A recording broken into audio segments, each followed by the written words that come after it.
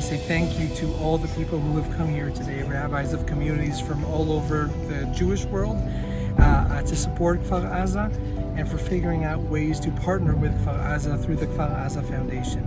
This is the right way of rebuilding a community that is displaced. This is the right way of strengthening Israel. Todah.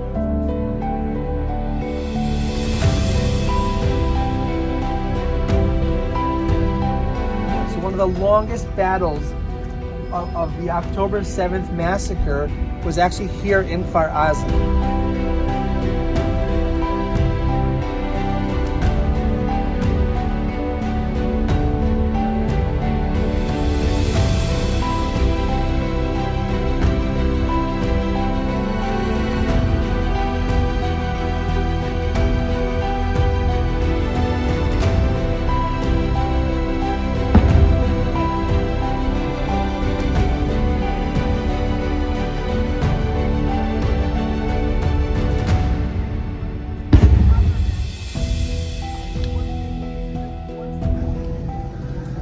Our own processing, and we're already, I'm sure, thinking about what does it mean in all of this to bear witness. And so connecting it back to our convening and to our RA and to the broader community that stands behind all of us and all of this work.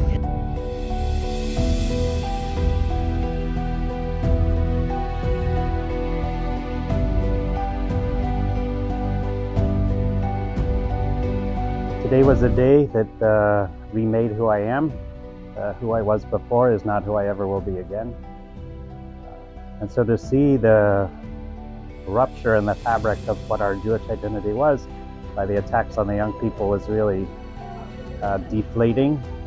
But it was important to see that, you know, the government can't do everything and that the community has responded and tried to help, and that was very hopeful. And it's up to us to continue to help people to see the devastation is not the end of the story. And we all have to work harder, and we can't take Israel for granted.